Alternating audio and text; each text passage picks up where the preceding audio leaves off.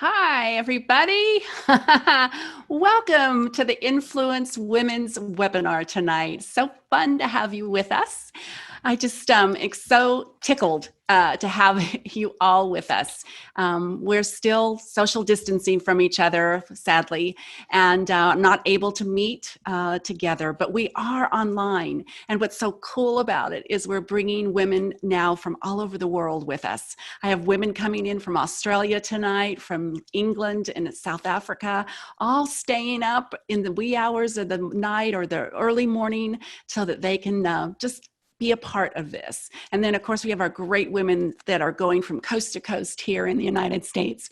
So it's just so fun to have all of you with us. So welcome, welcome. I hope you'll take a moment to just find your space right now. If you haven't gotten something to drink, I hope that you have, and that you've kind of cleared your schedule. This is in the United States here. It's kind of toward the evening here, and we're all just kind of shuffling through the day or getting ready, even if you're on the East Coast, maybe for bed pretty soon.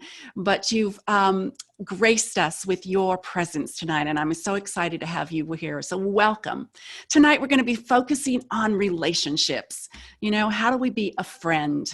So I want you to be cozy up and to know that you are here as our friends of the Influence Lab, friends that work within media and entertainment, who are involved in media and entertainment, in leadership in some capacity. And so we just welcome you and hope that you will enjoy this time together. You know, I want to start tonight to talk about relationships and kind of give you some visuals just to start the evening off. Fashion is actually kind of mirrors how we feel. The choices that we make to wear on the outside reflects often how we're feeling on the inside. Legendary fashion photographer Bill Cunningham said, "Fashion is the armor to survive the reality of everyday life." And Rachel Zoe, designer and Bravo TV show host, says, "Style is a way to look and say who you are without having to speak." And then Mucha Prada, well, she nailed it when she said this: "What you wear is how you present yourself to the world, especially today, when human contacts are so quick. Fashion is instant language." Well, it is. We are reflecting what we wear. You know, I laugh even to think, if you saw the Emmy Awards recently, that they weren't talking about their beautiful ball gowns that they normally have on, their beautiful couture gowns, but they were talking about their pajamas. Yes, everyone was in pajamas that night because we basically are again reflecting, well, we don't know where we're going. We're just kind of hanging out at home these days. And fashion itself, I believe, does reflect how we're feeling.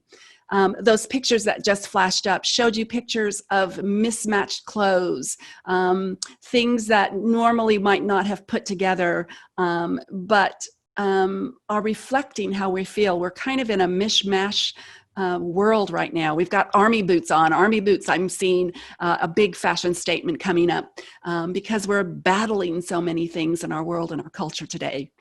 So relationships, I believe, mirror how we're feeling, and fashion is kind of reflecting that. You know, relationships are at the core of why God created us. We were created because He wanted a relationship. He is our why. He is at the core of all relationships. And He chose, our Creator God chose us, but we have to choose ourselves who we want to have a relationship. So I encourage you tonight, if you're not reading your Bible, if you're not praying at least 4 or more times a week, that you get into the Word of God. That's the most important thing I think we could actually say tonight about how to improve relationships, how to have better ones, how to grow relationships. But we've got great women with us tonight, and we're going to explore 3 areas of what I would call the iceberg of relationships. We're going to just barely scratch the surface, barely climb the mountain of that iceberg. Tonight, we're going to start first with asking, what is a friend? You know, Bette Midler had a song, "From a Distance." Remember that song, "From a Distance"? I'm not going to sing it for you. But I kind of feel like she got it wrong. Because for me, God is not at a distance. God is intimate with me. We are going to go the distance tonight. That's the theme of our webinar tonight, is going the distance. But God is not distance. He is intimate. And as we grow in our relationship with him, he becomes more and more precious, more and more intimate with us. So we're going to explore, first of all, what is a friend? The second part of it, we're going to explore, well, what are we doing to be a friend to someone? In a world that's polarized now, going so many directions, in a world of social media where we have those friends, what does it really mean to be a friend? You know, Harvard has done what is considered the longest research study in history. They've done the research study on happiness. What actually brings us happiness? They started this study before World War II. And yet, in this study of happiness, the single most important, prevalent, focused point that came out of it, the thing that can bring us most happiness, is a meaningful relationship. So we're going to understand, and we're going to explore tonight, as Woody would sing in, or Buzz would sing in Toy Story, "You've got a friend in me." What is it like to have a friend in God and a friend in someone here on this earth? How do we create those relationships and create that space? And then finally, we're going to talk about the business side of relationships, a little bit of the practical. We live in a world of contracts, of black and white, of being a friend in business. Well, what does that really mean? And how do we navigate through business as Christians working in the business? So we're going to get right to it here. I'm talking, I know, way too much already. But we've got three outstanding women standing on the sidelines here, and I'm just begging to get them on the screen. So the first one I'm going to bring in tonight is Naima Lett. Naima, well, she's a friend. I've known her, maybe over 10 years or more. She is a powerhouse for women, for advocating for faith and growing your faith, especially if you work in the media and entertainment business. You know, Naima has a master's degree in communication, and she also has a doctorate degree in theology. She was the first woman at Biola University to get a preaching degree. So she understands communication. She understands what it's like to reach out to those who might not understand maybe the language of our love as a Christian. And Naima comes then from a professional background here. She was a producer, an actor. She and her husband, Kevin, are the co-pastors of Hope in the Hills, which is a Beverly Hills church here in town. And she's just recently started the 40/50 Project. And we're going to talk about that in just a few minutes. So welcome, Naima, to the Influence Lab webinar tonight. So welcome. Thanks for coming. Hello. Thank you for having us. Hi, I'm so happy to be here. Naima, we're going to get right to it. You come from this acting, theatrical background, producing an act as an actress, and then you got a degree in theology. You are kind of a woman after my husband's focus as well. He is the same way, has a master's in communications, but he has a doctorate in theology. And it's an interesting combination, isn't it? Tell us a little bit about how you decided to go that path, what God has been teaching you recently about friendships and communication and communicating great friendship in a time of turmoil, a time of polarization, a time of social media friends. How can we be a friend? Wonderful. Okay, so first, how did I get to the master's and a doctorate degree? How did I get to seminary, right? Basically, I grew up in acting, singing, dancing, and I think it goes back to calling. So very early on, I saw myself as a performer and making a living as a performer. I had the wonderful opportunity to study at Howard University, and within a year of graduating from Howard, I was in a lead role on a Tony Award-winning, theater stage with my union eligibility, right? So at that point, these dreams come true. But along the way, my mom had passed, and she died from cancer. And in that grief and loss, I began to ask God, why am I here? Why am I here? And I think many can relate to that now in this pandemic season, of loss. Many have lost loved ones and have lost health and have lost jobs. I think this is a really good time to revisit those purpose questions. Why am I here? And God's answer came to me in reading His Word. Even as you said earlier, just having a daily time with the Lord, I was reading through the scriptures, and Jeremiah 1, literally, God called me from the scriptures, and He said that He had put His word in my mouth, and He called me as a prophet to the nations. And I thought, great, that's going to look lovely. That's going to be wonderful in the theater world, right? So I had the privilege of traveling the world and creating these plays and pieces around Bible stories. But the more that I did that, the more people asked me to teach and to preach. And so the way that I ended up in seminary the first time and the second time was I needed more skills than what I had, and I wanted to give God my very best. I felt like His calling is a lifetime calling, and I wanted to give Him my very all. And so that's how I ended up. And I love being able to serve through media. I love it. And I know I say that, and people might go, "Oh gosh, what are you talking about? Media?" People really are mad at the media right now, but we, the people, are really in charge of the media. If we all, say 200 million Christians in America, decided that we wanted different media, we could all fast the media, tell the advertisers we're fasting for, give it, 2-3 weeks, and that media would change like that. If our eyeballs went off, they would be like, wait a minute, how can we get them back? What do we need to do? So I always go back to, just like Hollywood, the people are pretty much in charge. Now, how can we be a friend? The Bible says a friend loves at all times. That's Proverbs 17:17. And that love component, we hear Jesus say it over and over again. He says, love one another, right? Love one another.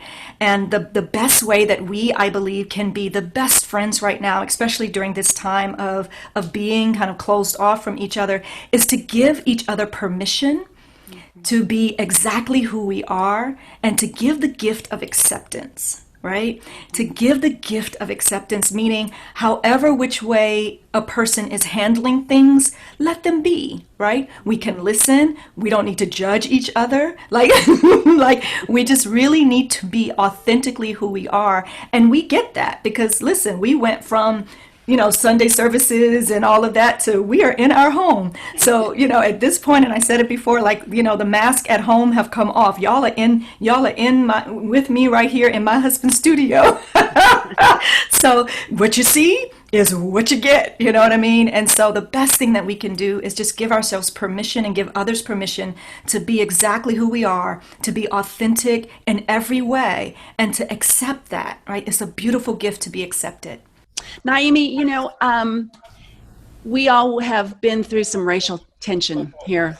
How about that? Really? You noticed? Yeah, I think, so to some degree we're all looking to see how we can improve and make that better. You started a great movement called the 40-50 Project movement. Tell us a little bit about that. I know it's about prayer, but share a little bit about how that started and where it's going, and just why that's so important right now. Oh, thank you so much. Yeah, so the 40-50 Project, my husband and I brought that together, and our wonderful Hope family. And I see so many of you on the chat, so shout out to the Hope fam and all of those that are jumping on. The 40-50 Project is a movement of prayer, fasting, and action to heal our nation's racial divide. And it started with 40 days of fasting across 50 states. And you know what? It's still going. So you can literally still, go to 4050project.org, jump on, find a partner, and go through your 40 days. And a lot of that is around the fact that we were able to get this Bible plan on the Bible app. You can go to the Bible app and look up 40-50 Project. And you literally just, and we say get a partner because you want to do this with someone, but you get a partner and you start your 40 days, and God will meet you in those 40 days. But this was born out of a conversation with the Lord. So when the murder of George Floyd happened, I sat down. I could not keep going. I knew that, there were many, when you're a leader in the body, people are looking to you for answers. And I said, right now, I don't have answers, but when I hear something from the Lord, I will let you know. And so I sat down with the Lord and I said, what is your answer to this, right? Like, we don't want to keep going through this as a nation, and not just what's your answer temporary, like what's your answer forever? And he said, Matthew 17:21, this kind only goes out by fasting and prayer, meaning we're dealing with a stronghold that's been a part of our nation for over 500 years. And so it's not just going to turn around, and just disappear. It actually has to be addressed from a spiritual component that spills over into the physical. And so that's why it's prayer, fasting, and action. So, we welcome everyone, come on board. And that action part is what we're gearing up for now. We're developing a 90 million covenant where we're gearing up to campaign and get 90 million signatures from people that are in the body of Christ, where we can all agree on certain truths, biblical truths that God said around life, around liberty, around justice, right? Like, these are things we can all go back to the Bible, and it doesn't matter what the politics are. It doesn't matter what color you are. It's like, if you're in the family of God, we should be able to agree on these things. And so more information about that can be found on the website, but that's where it came from. And we've been having just really robust and deep conversations around these racial issues. And I don't think it's going away. This is the time that God has said he's dealing with it. And, for all of my brothers and sisters, of African descent as well as non-African descent, if you say, listen, it's been 4 months, I'm burning out, it's okay. Unplug for a little while. Just, unplug, take a breather, and then, hop back in, because this is on God's heart, and things are not going to go back to business as usual. They're just not. Like, this is, I would liken it to, Kathleen, remember when the Bible begins to say, like, the sin had arisen to the heavenlies and God came down to deal with things. This is that time. And so he is calling our nation, and particularly he's calling the family of God to really deal with this stronghold. So we don't necessarily have the option to opt out. So we asking all of our brothers and sisters not to opt out as well. Take a break when you need to, right? Take a break when you need to, unplug, be healthy, take care of your mind. We need everybody to have peace. But by all means, we're in it for the long haul. Yes. Well, I love that, Naima. And I love that it's not just prayer, but it's fasting. Mm-hmm. I think there is a real component there that sometimes when we pull things away, I think in a way, COVID has been a blessing for us because it's pulled us away from these busy schedules that go. Mm-hmm. And it's made us focus. And I think that's what fasting does too. It makes us really focus to take the time we might be eating, even in our crazy schedules. Even now, we're ramping up already, aren't we? I mean, many of us are ramping up already. I drove around town here in Hollywood today and saw 2 or 3 productions already going. And I spoke to a friend the other day. They said she was trying to find a studio to shoot in, and everything's booked. So we're ramping up pretty fast. But God's called us to prayer and fasting, and this time of setting time aside to pay attention. So I love what you're doing, and I just I'm cheering you on, and everyone else that's part of that movement. So thanks for launching that. Thank you. We've just got a couple minutes, and so I am going to bring Victoria in, and she may have a couple questions from our chat room. So welcome Victoria Hansen into from our chat room. Hi, everyone. It's such a pleasure being here today. Dr. Naima, thank you so much for speaking with us. You mentioned having a partner when you pray and fast. What is it about having a partner that can help in this process? And what kind of qualities should somebody look for in a partner? Absolutely. What a great question. So the reason why we usually say get a partner is really a biblical principle. Jesus sent them out by twos, right? He didn't say, you just go ahead by yourself and handle it. Like, he usually sent people out. He sent the disciples out by twos. And so there is something about being together with someone on the journey. There's accountability in that. There's support. There is a confidant. There's just always this kind of built-in built-in support system and structure.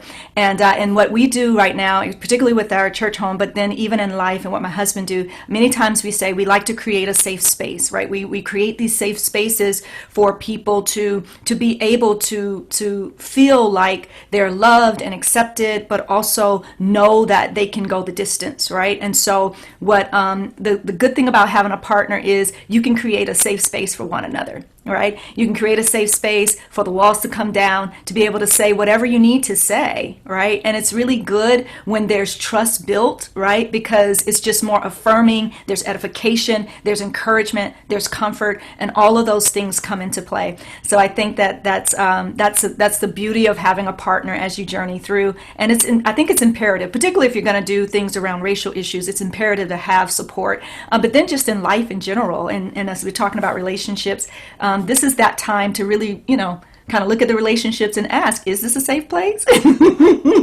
Is this safe? Is this a safe space? I mentioned on a different earlier conversation we were having that some of the conversations around race have been easier because of the distance, right? So things that people wouldn't normally be able to talk about because we're distant. And and there's the safety of the Zoom where you could just hit, you can hit off if you want to. This is actually opened up. Right now. No, we're not. But this has actually created a space where people feel less threatened. All right. And so when there's less, when we create a safe space, it's about making sure that people don't feel threatened, that people can say things and not be afraid. And, there's no backlash, no retaliation. And then we can talk about our boundaries. But yes, having a partner is good. And I believe all of that goes back to creating safe spaces for each other. Awesome. I love that so much. I love the idea of safe spaces, and especially how having a more digital communication in our everyday life as opposed to that in person has created that safe space, especially when talking about interracial relationships. How would you, or do you have any recommendations for how we transition kind of that safe digital space into personal space for when we are able to move back into that when we're back peer-to-peer, physical spaces? Absolutely. So very practical ways to do this, and we've been doing this for years. We start with love, right? We start with building the relationships, and out of trust comes the opportunity to be able to ask and say, hey, can we meet? I would love to talk to you about such and such and such. And more than not, at least what I found is people are willing to get together with me. They're even willing to listen when there's a mutual trust and they don't feel attacked and they don't feel like, they have to shoulder the burden of the entire American race, right? Like, so what I usually say to people is, invite people, let people know ahead of time. We don't want any ambushes, right? Don't invite somebody for coffee and say, oh, we just want to catch up, and then lay out all of your, racial grievances. Like, that's not okay. But what you want to do is give people a heads up and give them time and give people permission to say, yeah, I'm ready for that, or no, I'm not. Right? But if you invite people to come and to talk, more than not, people are able to hear and they want to be a part of the dialogue. Now, here's where discernment comes in. If somebody is completely in a place where they refuse to listen, and you know this, especially by what they're posting and what they're saying, if they're not in a place to listen, just pass on by. No need to invite them. They're going to have an encounter with God. Don't waste your time. We really do have to guard these safe spaces, meaning we can't argue with people, right? Like that will tear you down, right? So if you see that, just pray for them, love on them, keep it moving. But when people have a heart, then, that's when you want to say, come on in, let's get together, let's talk. And as long as people know they're not going to be attacked, then the guards are down and you're able to do that. Okay. Oh, that's great, Naima. Having a heart is so important. I believe that that sometimes our brain takes over with what we want, our agendas and what we want to do, but it's our heart that God sees, and it's our heart that really comes through. And your heart certainly came through tonight in what you're wanting to communicate and how you're able to take and bridge some of those gaps in our culture and our world today. So thanks again for what you're doing. I truly believe that we are on something too when we're talking about space. we have our space and you have your space, but where's that space that God has created? We need to give him that space as well. And so that's, I think, one of the keys in creating what a good friend can do is give people their space. So thanks so much for being with us. You know, one of the scriptures that I love that I'll kind of end our series, our session here with you, Naima, is from James 1:19. It says, "My dearest brothers and sisters, take this to heart. Be quick to listen, but slow to speak. But be slow to become angry as well, for human anger is never a legitimate tool to promote God's righteous purpose." Yeah. Slow to speak, slow to anger. That's good. Yep. Good things. Good stuff. Good stuff.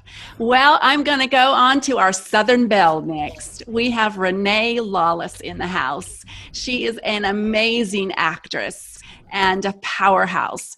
She is currently playing Catherine Cryer in Tyler Perry's Own Network's most popular show right now, The Haves and the Have-Nots.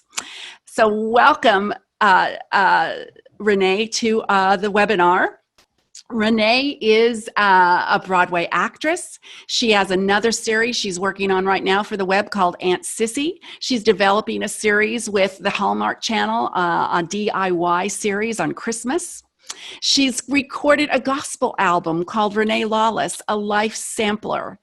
And she has a heart for people. She has a love for God and seeing that people know the redemptive story of Jesus. She has a focus charity that she works with called the Family Legacy Organization that assists little children in Zambia to have medical, educational, and physical needs fulfilled. So welcome, Renee, to the webinar tonight.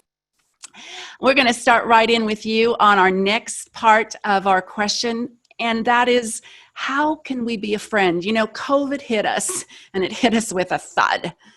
But it also had something wonderful happened when it hit. It made us more sensitive.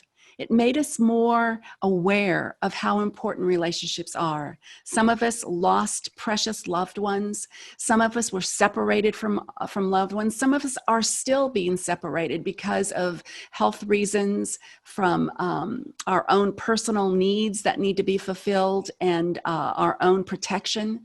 But it's caused us to be so much more sensitive, so much more aware of how important relationships are. So your first question tonight, I'm saying Naima again, I'm on Renee now. Renee, is how did the shutdown affect you in your relationships, both in Hollywood, with your neighbors, with the industry professionals you're working with? What have you learned about, what has God really taught you about relationships during this time? You know, I have to say I have to give a shout out to Naima, because I was like sitting here waving the handkerchief and everything. Preach. I had to say that, get that really quick. I will say, in order for me to have had any type of relationship during this time, I realized initially with God, with my neighbors, with my friends, with my family, especially as someone who lives alone, I had to create my safe space. So I turned off right up front. I never allowed news into my home at all. I got everything from my phone or from the internet. I never had it on. I had to keep this pandemic free, not only health, but also spiritually. Mm-hmm. And then that allowed me to be open to the things that God needed to tell me. And I feel like my relationship with the Lord actually strengthened during this time, mainly because on Sundays, instead of watching one service, I was watching 2, 3, 4, 5 services all over the country. I was getting church, baby, you know, I was going to town. And that opened the door for the Lord to really speak to my heart. Now, I would like to say that I had been just a champion of positivity during this whole time, but I did go through my little rabbit hole time around sometime this summer. Thankfully, it was a very brief rabbit hole, but it was because of that strengthening that the Lord had given me early on that I was to say, this is just a season. He is with you. He's got you. He's going to get you through it. You know, people often ask me what my favorite verse is. It's John 11. Jesus wept. And you go, what? Why would that be inspirational? Because it gave me, it's okay for me to cry. It is okay for us as Christians to cry. It's okay for tell our friends to cry. It's okay for all of that. So as far as my relationship with my friends, I do live alone. So I was dependent on family texts, phone calls, friend texts. And I did the same thing, reaching out. How are you doing today? How can I help you today? Zoom calls took on a whole different meaning, especially in my professional life. I mean, I was taking classes. I was meeting casting directors face to face that I had never done before. You know, we as actors, especially in television, we go into your home. But actually, the Zoom world has opened the door to bring you into mine. I didn't mind not putting on makeup. And I have to say that the relationships with my acquaintances grew because of that, because I was very upfront and very face-to-face, even about my own struggles. I will say that a lot of introspective happened in empathy for my neighbors, empathy for those that were going through the pandemic, as you know, losing a family member or feeling it themselves. But I was also able to connect, ironically, with my next door neighbor a little more closely. And we can talk a little bit more about that later, but it actually opened a number of doors. So actually being closed in and by myself actually opened more doors to the outside world. Kind of like a fasting, isn't it? We were talking about earlier. Exactly. Kind of like a fasting. Well, you know, things are starting to open back up, though, Renee. And, you know, I think we are going to open up to a tsunami. I'm going to call it a tsunami of relationship issues. There have been a lot of them that we've been having to deal with in the confines of our homes. And of course, there have been a lot of reports about the research being done right now and child abuse going up, divorces going up, which is the calamity and another horrific part of the COVID pandemic that we're having to deal with. But I believe it's also going to open up a tsunami for us to share Jesus and to share who we are, and that I share our faith, and that God never leaves or forsakes us, that he is with us, and that we can be confident in who he is and in his power. What would you say we should be doing right now to be preparing? That I know things have already started opening up, but even now, though, how are you preparing for what I will call the relationship tsunami that's coming? We're doing it right now. We're having a webinar. I mean, what? I had so many friends reach out to me and say, oh, this sounds so wonderful. How can I capitalize on this? You know, it's by talking. It's by communication. You know, this whole world of texting, you know, it's great to say I'll be there in 5 minutes, but we really need to get off the typewriter.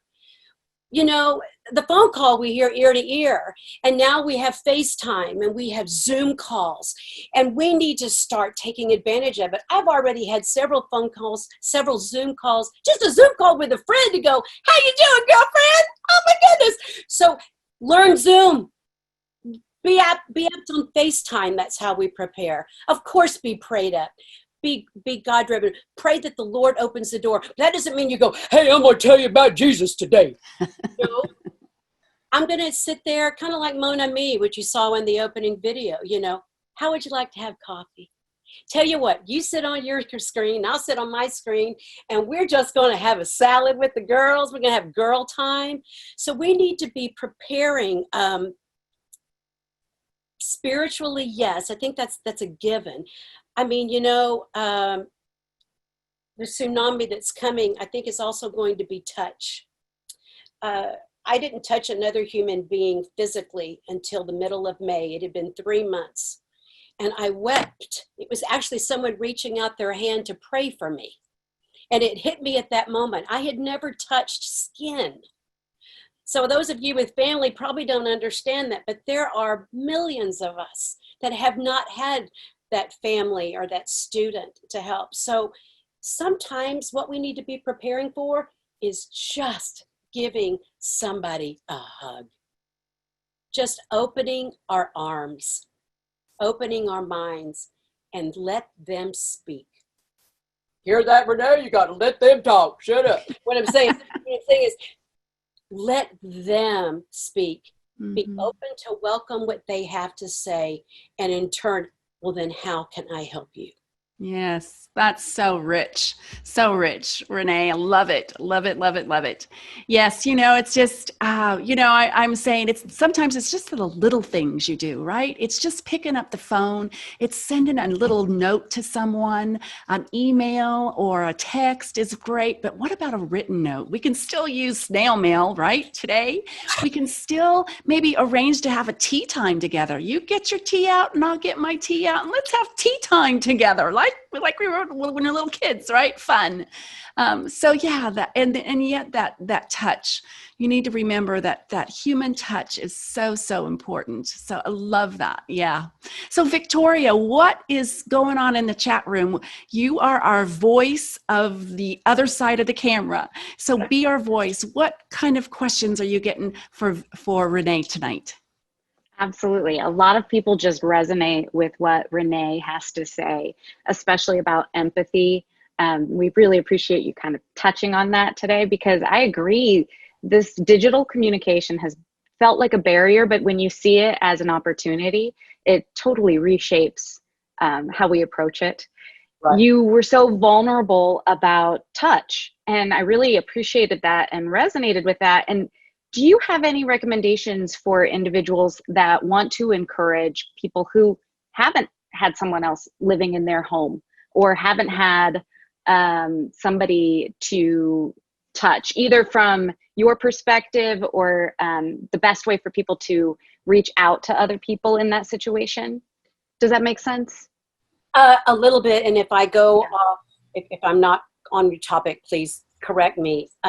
Basically, in order to be empathetic or sympathetic or try to reach out to someone who hasn't had that physical touch or has been living alone, basically, and may be still afraid to that.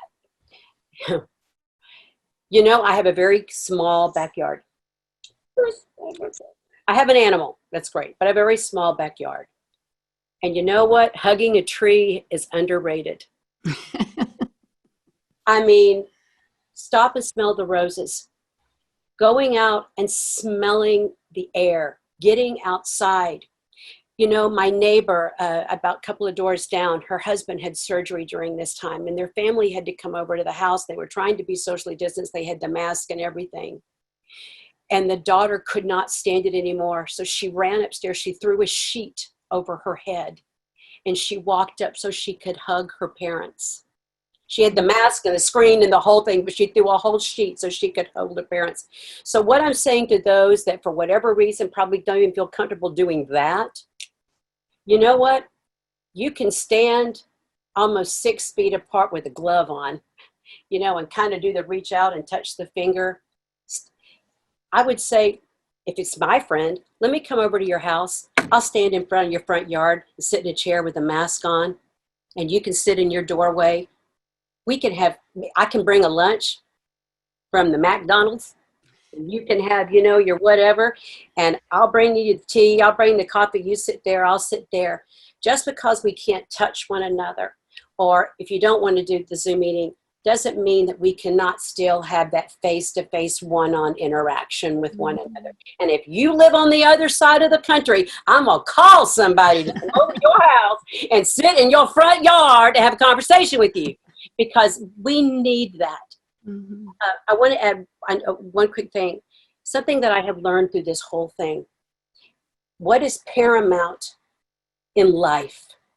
I have learned it's not how your fan base is. It's not the career. It's not what you have in the bank. It's your relationship with the Lord, but it's your family and your friends. Relationships is the one important thing throughout this whole thing. It is nothing else takes precedent over that. Thank you, Renee. Thank you so much for those incredible comments and for being with us and for just being that Southern belle for us. We love your energy. We love just your warmth that you just exude through the screen. So love it, love it, love it. Thanks so much. And you've just blessed us us all so much tonight. I'm going to switch kind of into a different gear just because I believe that we talk a lot about the touchy-feely part of relationships and how to be that emotional side of our relationships. But often we also have to work in the business side of the world. And Linda Blasey is with us tonight. Linda is the Executive Vice President of Licensing for PureFlix. She's tasked with working in various movies and television studios, along with other organizations, to bring quality, wholesome content to the PureFlix digital platform. Over the course of a year, Linda will read over 600 scripts herself to find those perfect scripts for PureFlix. So it's a vast amount of work that she does. Her experience has uniquely positioned her to be a force, both from the creative side of things and from the business side of things. Before coming to PureFlix, Linda worked with Deluxe On Demand, with supporting clients of AT&T, DirecTV, Paramount, and HBO. But her passion is to see Christian programming and wholesome, biblically based content succeed in the marketplace. So welcome with me, Linda Blasey, to the webinar tonight. Linda, I'm going to just throw it at you tonight. Bob Johannesson, who is one of the founders of the Institute of the Future in Silicon Valley, is a futurist. And he said pre-COVID that in order for leaders to lead in the future, because he studies the future, that we would have to lead from a distance, that we would have to learn how to use the digital format. Well, he didn't know COVID was going to hit. And sure enough, COVID has hit, and it has sure accelerated that. We are now leading from a distance. We're now having to do business online on Zoom. We're now having to lead teams online. We're having to do all of the industry things from afar away. And yet, at the same time, we need to develop the ability to have warmth in our business meetings. We need to know that people can trust us and to be able to show that we can be a trusted leader, that we can be a friend in business, and yet at the same time communicate the often hard side of the business world within media and entertainment, and be those kind of exceptional leaders. So how do we do that from a distance tonight? Linda, show us and teach us from your perspective. You've been doing it for months now with PureFlix, going through contracts, going through reading scripts from both sides. Talk to us a little bit about business relationships and how we can be better leaders. Well, first off, thank you very much. And I'm going to bring you both a right and a left brain kind of thinking, which is kind of fun. Prior to COVID, I probably traveled 30 to 40% of the month. And so I was somewhere. And it is all about relationships. And maybe I would have been at ICFF. I would have been in Florida. And I would have met a young filmmaker who made a wonderful documentary that was about addiction, and we put it on. And yet I got to know this wonderful young filmmaker, and they made another film. And we have that relationship. So I can tell you just the other day, we have thrown it under license to come in for the month of March next year. I think what I try to do is I seek to understand you. That is probably the most important thing I can tell you. To be your friend, I will seek to understand who you are, what it is you need, and then I've got to see, can we mutually get to yes? I'm going to try to understand what your needs are, and that will include how much you spend, you name it, and then I've got to understand where we are. But the best friend that I can be is to understand you, to understand what you need, and then if we can do something, great, but if not, to offer you hope and ideas in distribution. Mm-hmm. And this pandemic has turned the entire distribution world upside down. And before March 11th and where we are today is like 10 years, okay? And that is equally as interesting because as a friend, I can go out and try to help people. I spend more time on every phone call just educating people on what's going in the distribution model because they've written their script or they're in post here. Okay, that's their world, and the world is so much bigger than this small piece. that if I can help them, whether they do something with us or PureFlix is not, that's not going to be the issue. The issue is, how may I give you something so that it's not just this film, but when you make it in the future, how can you then do it? So I would tell you, I want to be your friend, and the best friend I can be is to seek to understand and try to be the best that I can for you. That's great. Fantastic, Linda. Yes. And being a friend in business is different than that fuzzy kind of friend Right. that we are out there. And yet at the same time, business relationships always included a golf game or a lunch out or, a drink after the work day. So we don't have those kind of things yet to kind of bridge those kind of gaps and to understand that friendship. And that's the difference between, our left brain person and which Right. is more analytical, and our right brain person that's more creative. And yet we live in this collaborative world of Hollywood where we have to mesh those brains together to make really a successful project. We have to be able to come together with so many different types of personalities from the right side and the left side. Yeah. And again, I think that goes back to what Naima was talking about too, about God giving us that space. That's Right. to me, the wonderful part of working in this business as a Christian is I believe that sometimes when I don't understand that other, I'm more of a right brain person. I'm more on that creator side, that when I don't understand that left brain person, that God then can bring us together within his space. And that's just the beauty of it. PureFlix isn't for everyone. You have a format and the guidelines that you go by. You have 3 specific things that you shared with me that PureFlix looks at when they're looking at projects. They want to know if the project comes from a place of love, a Right. place of love. And I love that is the first place that it comes from. The second part is you said that you look at, does the project come from a basis of the 10 Commandments? Because Right. that in its sense is a guideline that you have to have some kind of basis for biblical belief and for the type of projects that you are wanting to promote, which has a biblical foundation. The 10 Commandments is that biblical foundation. And then lastly, you talk about that, does it have coarse language in it that might put people out? You are a family business, or you're a family distributor. And does it have a sense of modesty to it? Those are the 3 guidelines that you have.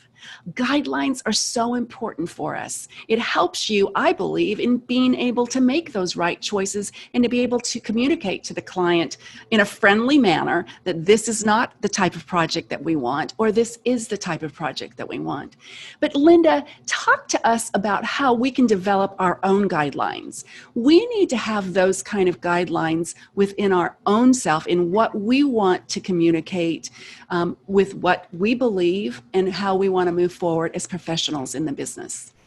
The first thing I would tell you is, I've read your devotional. I would tell everyone, get in the Word every day. Okay. It's certainly something I do. And I pulled 2 verses that I would tell you. So every day I read the Word, but the next is I ask for wisdom. So I go read Proverbs 4:5 and Proverbs 9:10, because you think every one of us here, we need wisdom. We need wisdom. I heard someone say discernment. To me, that is the most critical piece. But then I'm going to go back to, I have a brochure that I use all the time. Anyone who knows me, I have the fruits of the Spirit sitting in front of me every day. And so I say the guidelines really are Galatians 5:22 and 23. And I would thoroughly encourage people to say, okay, let me take these. And what are those fruits? Well, here's some that you guys could just say. Everything that does come to the platform is going to come from a spirit of love. And I just want to say, what if we all treated people from a spirit of love? Could you even imagine what this world would look like? Whether you're a believer or not, let's just come from love. But also, I think a guideline is, do we have joy? Do we have peace? And that peace is, have I honored the Lord? Have I done what he has asked me? That's peace. Do I have patience? COVID has given everyone an opportunity, as I say often in the office, I'm pulling the fruit of patience, because people can't get to work, but they need to do post-production. As you guys know, we're an SVOD service, so the world didn't stop. We still needed content. We still needed to get it in on time. We need it there. But you have an umbrella of grace that you pull out that moment and say, you know what? They can't get there. So we've got to figure out, how do we work with them and still make it? The next guideline I use is kindness. Okay? I think it's a whole lot easier to be kind than honestly the energy it takes to be unkind. And then if you've got a moral conscience, after you're unkind, you're like, oh, that didn't feel good. And then that means you might have lost your peace, to be honest with you. I think faithfulness is another one that I would say, are we being faithful to the Lord? All right. And then if we're faithful to the Lord and we've brought him in, I'm hoping we can stay there. Gentleness. It's another one that I would say, how do you apply gentleness? And finally, self-control. You know, it's the COVID hit, and I got to do just a shout out. Well, I turned my news off. Okay. I was like, I don't need that news. I know who's sovereign. I know what's going to happen in this world. I'll be smart. But the next thing I did, same thing you did. I started listening 3 to 4 or 5 sermons a day. And I made sure that I was out walking or doing something so I got some fresh air. I made sure that I didn't suddenly think, you know, the COVID's here, so no self-control is needed. All right. And that could have been an easy thing for all of us to say, you know what, I just won't do, or you name it.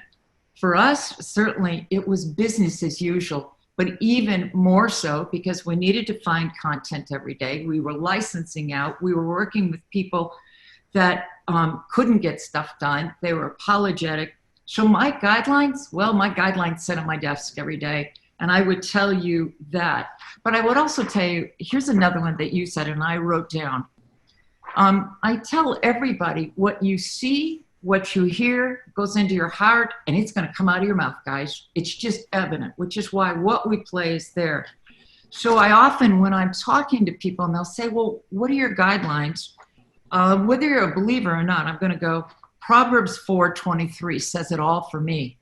Above else, guard your heart. From everything you do flows from it. And that's exactly what everyone else has said in here. So I would tell you that this Proverbs 4:23, along with asking for wisdom every day, are sort of guidelines, right? And I challenge all of us, if you're guarding your heart, ask yourself, what did I spend my time on today? Was it social media? Was it news? What was it? Because all of that came in. We all have 24 hours, no more, no less, okay? And what did we do to make sure that we were feeding it what would be good? And you're right on, I have to speak to all the filmmakers out there. You know, we don't have any OMGs or anything else. And we get a lot of content where somebody's done that and they think they need to. And I'm going to tell you, you don't need to be in the swimming pool and take the Lord's name in vain. There are a lot of other ways to tell a story than to tell it from the way that the world did. And if you tell a story from a godly point of view, you will absolutely become known as a better writer, a better producer. You'll stand out. And then the light will shine on you. So I want to encourage you, and it's really Ephesians 5:3, like through 14. Read it and remind yourselves, we don't really need to use that language, and we are sort of judged by how we speak. Victoria, would you have a quick question?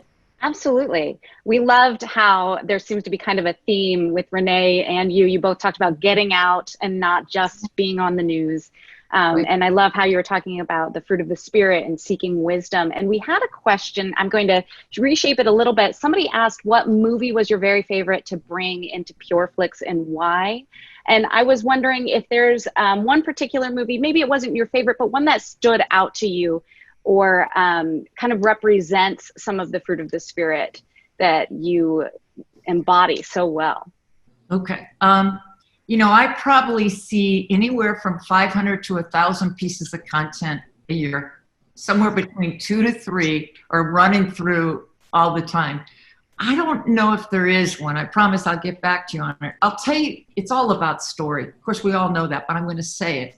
And the stories that resonate most to me are, our viewers love messy. This is good news for you, okay? Because our viewers don't want to just see this perfect world. You know what they want to see? They want to see something happened.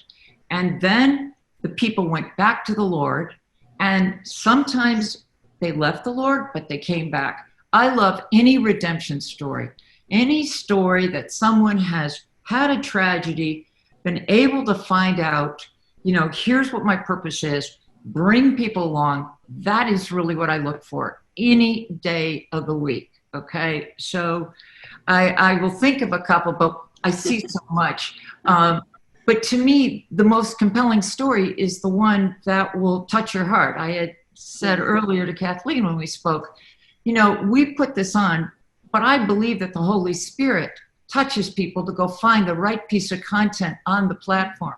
Now, look, we put all kinds of stuff on. We have family, but we have faith, and it's all clean. You never know what your heart needs. But if you're in touch with the Holy Spirit and you're on our platform, there's a good chance He's going to lead you to the right piece of content that will speak to your heart that moment. Okay? I love that, because we are called to be in the world, but not of the world. And we use wisdom when we are seeking new content for you, or everything that we do every day.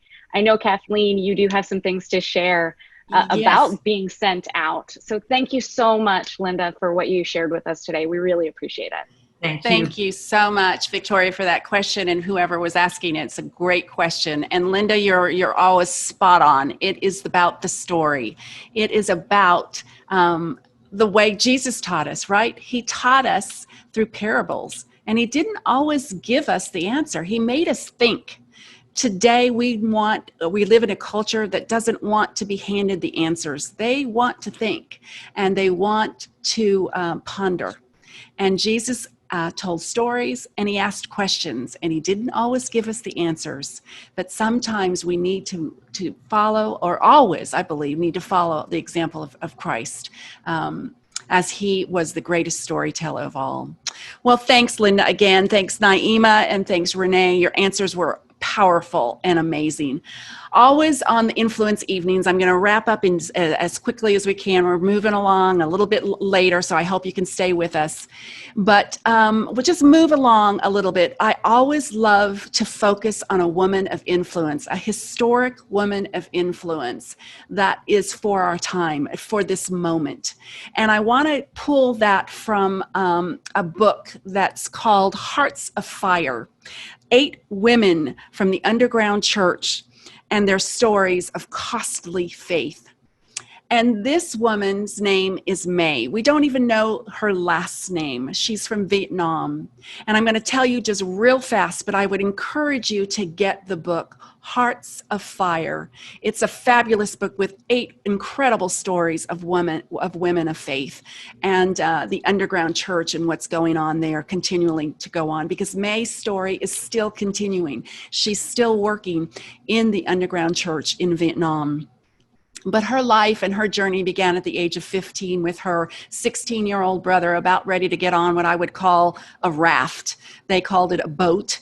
But she was trying to escape and get out of Vietnam, move toward a better life in a different world, a stronger world. They were trying to get to Hong Kong, and it was perilous. Along the way, they hadn't brought enough food with them. They were starving to death. At one point, a storm turned them over, and they had to swim for their life. They eventually made it to the island, to an offshore island at Hong Kong, where they were thrown into a refugee camp. And then, through a period of 5 years, she went through 3 different refugee camps. Finally, the last one she was in was actually one of the hardcore refugee camps for people who were causing a lot of problems. And she was placed there. And she happened to walk past what was an impromptu church that had been started from a group of refugees there who had found Christ, and she was drawn into it. Well, we know that the rest of the story, the Holy Spirit got a hold of her life. She decided she was going to become a follower of Christ because he loved her before she even knew him. She was drawn to the fact that he unconditionally loved her. And when she was drawn to him, she started reading her Bible in earnest, wanting to walk and understand who Jesus was and have a stronger relationship with him.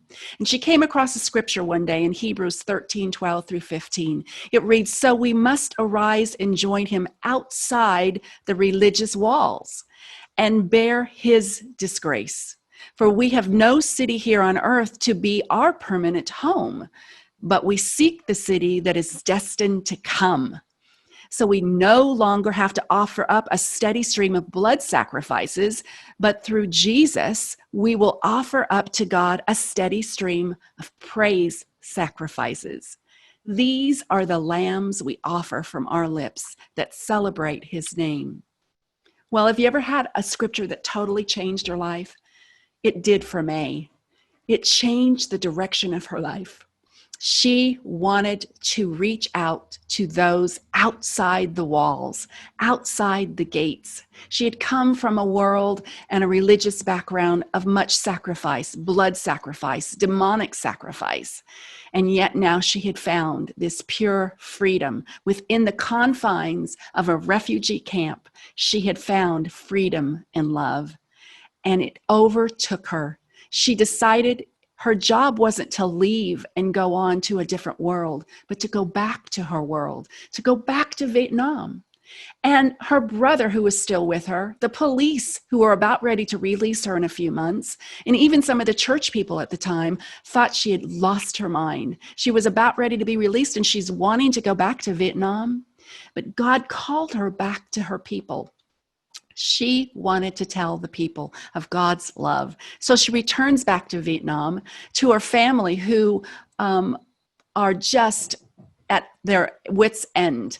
They can't believe that she has come back, that she has found Christianity and turned her back on her religious background. She finds a group of Christians again in a church, an underground church that's going on, and a group of missionaries come. And you know what? They offer her a golden ticket to go to the United States, to study there, to reach the freedom that she would have had she not come back to Vietnam. But you know what? She turns them down. Well, her family just goes beside themselves. Her father thinks she is just totally losing it, and he brutally just goes after her life, throws her out of the house. Her family disowns her. And yet she said, no, I have to be obedient to what God's called me to do. She finds another underground church that's going on in Hanoi, and it's a Bible church, and she can start learning to go to Bible church and Bible study there and become a student of the Bible. Along the way, because of the journey, the police get wind of her, and she's not supposed to leave her area. They throw her into prison. They torture her. At one point, even on her traveling, she goes into a horrendous motorcycle accident, almost loses her life. And yet she doesn't. She continues to stay the course. She knows that she is destined to reach those who are outside the walls, outside the gates. Eventually, the story goes on to tell us that her family comes to faith. Her father eventually comes to faith through miraculous ways, and she's able to reach into the back forests and woods and jungles of Vietnam, to places that nobody has gotten into before with the Word of God and the love and the redemptive story of Jesus. She eventually marries a pastor, and she gets pregnant, and then another, of course, more suffering comes, because she's told that if she gives birth to this child, she will lose she will lose her life, or they can save the life of the child and she will lose her life, or the baby will die or she will die. And May says, no, I'm going to trust God. And she and her young pastor and the young Christians that are around her pray, and she survives childbirth, and they have this beautiful daughter, which opens up another world for her.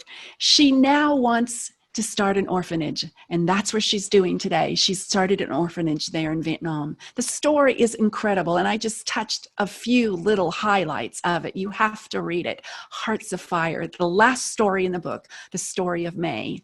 But here's what I wanted you to take away with tonight. Here's why she is our woman of influence for this time. May latched on to a verse that changed her life. She was in the Word. She latched on to the fact that she was to give praise. You know, the Bible says that God inhabits the praises of his people. That when we are in dire situations, horrific situations, that God comes in and he inhabits us when we're praising him. I also want to point out how throughout her journey, she had this attitude of gratitude, the attitude of gratitude.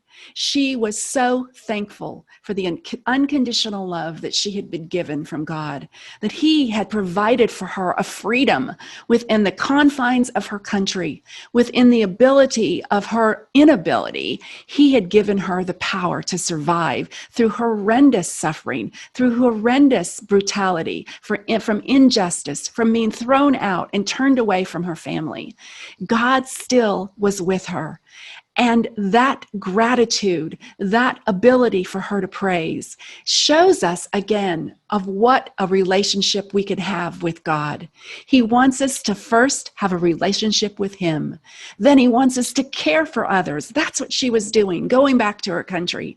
And then he is calling us to share his love, his redemptive story. And at the time of COVID right now, with the pandemic going on, with the horrendous polarization of our relationships, God is calling us to be a friend, to be in relationship with him, and to be in relationship to be that caring person, whether it would be those fuzzy kinds with our friends and family, or in business relationships. I believe that we can communicate God's love to them. So tonight, I want to encourage you to do exactly that. That's my challenge to you tonight. Let's go the distance, just like May. Let's go the full distance with him, to be a friend, to be a trusted friend to others, and to share that friendship of God's love. I believe that is the challenge that you need to walk away with, to ponder with tonight. What can you do? That one simple act, whether it be a neighbor friend next door, touching someone, having a tea party, pulling up a chair to a front porch get together, bringing a loaf of bread, having an online Zoom, whatever it would be creative. You're creative out there and practical at the same time. You can do this. We can endure. As COVID continues to social distance us, to separate us, you can endure because God endured on the cross. For the joy set before him, Jesus endured the cross, scripture tells us. So I encourage you to do that. Let's be a friend of God. Thanks so much tonight to our speakers. We are just blown away with your wisdom, your love, your relationships with me that have meant so much. And I encourage you, again, those of you that are watching, to be in relationship to God, to find those relationships, send those groups out, and to join us again. Be a part of the Influence Lab. We have a bi-monthly journal. If you're not a part of that, sign up for it. You can go to influencelab.com. You can read a sample of my devotional, Hope for Today, Stay Connected to God in a Distracted World.